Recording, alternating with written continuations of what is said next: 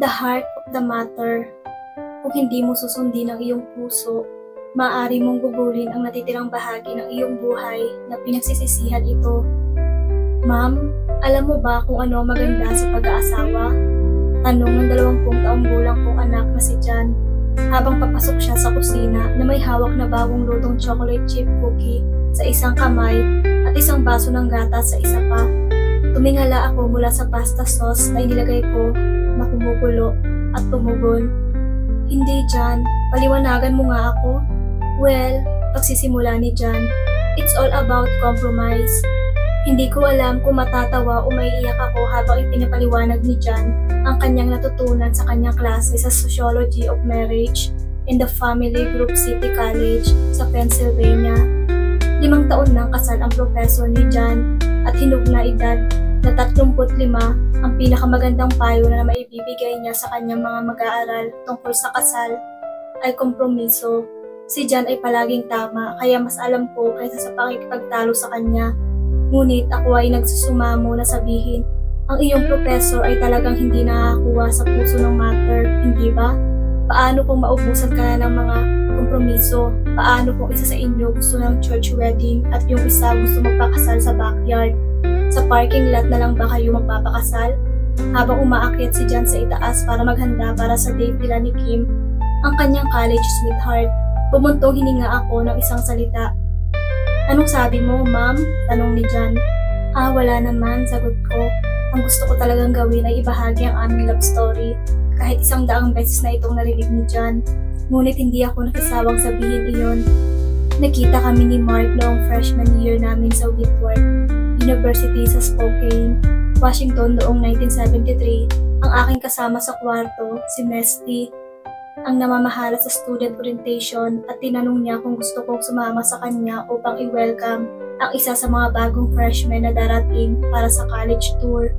Biyernes ng gabi noong Nobyembre at ikinumbinsi ako ni Misty sa kanila kung sa bagay sa kanya dahil may mga black eye sa mga daanan at natatakot siyang maglakad ng mag-isa sa aming mabagal at maingat na biyahe patungo sa Spokane International Airport.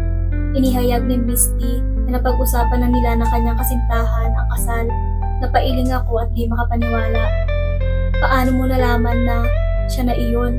Sa kumikislap na mga mata at isang mainit na ngiti ang bumulong sa kanya. Ang puso ay hindi nagsisinungaling.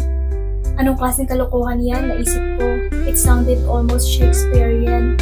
Kulang sa empirical data. As if love need a reason. Pagdating namin sa airport, lumapag na ang eroplano mula sa San Francisco, sakay ang aming bagong estudyante. Nagmamadali kaming umakyat ni Misty sa gate at hinintay siya. Sa sandaling bumaba ang mga pasahero sa ramp, nakita ko ang isang lalaki na may mahaba, kulot na itim na buhok at isang nakakahawa ng ngiti. Medyo parang naliligaw. Walang pag-aalinlangan, tumakbo ako paakyat sa ramp at niyakap siya. Naiwan ang aking kasama sa silid na hingal sa pagtataka. Ikaw ba si Mark Pombo? Tanong ko, nag-aalangan. Oo, tama ako nga. Pagtatapat niya. Mabilis na humingi ng paumanhin si Misty para sa aking ditamang pag-uugali at pagkatapos ay sinabing sa ngalan ng Whitworth College at ng mga kinatawan nito, maligayang pagdating. Sa kabilang banda, natagpuan ko na ang lalaking pinapangarap ko, ang hinahanap-hanap ng puso ko. Ito ay pag-ibig sa unang tingin. Pagdating namin sa sasakyan, magkahawak kaming dalawa at umiiyak. Halos mag-hysterical sa sobrang saya at di makapaniwala. Hinila ako ni Misty sa tabi at pinagsabihan, ano bang nangyayari sa'yo? Nandito tayo para sa opisyal na trabaho, babala niya. Oo, ito ay opisyal, tama. Pagkalipas ng 2 taon, ako at si Mark ay ikinasal sa aking tahanan na simbahan sa Concord, California. Walang makatuwirang paliwanag sa nangyari. Parang nag-iisa ang 2 puso sa sandaling nagkakilala kami. Si Misty at si Justin ay kinasal 6 na buwan bago kami at 42 taon na silang kasal. Ipinagdiwang namin ang aming 42 anibersaryo noong Nobyembre 15, 2017. Ibinigay sa akin ni Misty ang pinakamahusay na payo na natanggap ko at salamat sa tamang sandali. Kahit na hindi ako naniniwala sa love at first sight, hanggang sa nangyari ito sa akin, alam ko na isang magandang pagsasama ay higit pa sa kompromiso at pangako. Kinakailangan ang lahat ng bagay na iyon ay higit pa dahil ang puso ay hindi nagsisinungaling.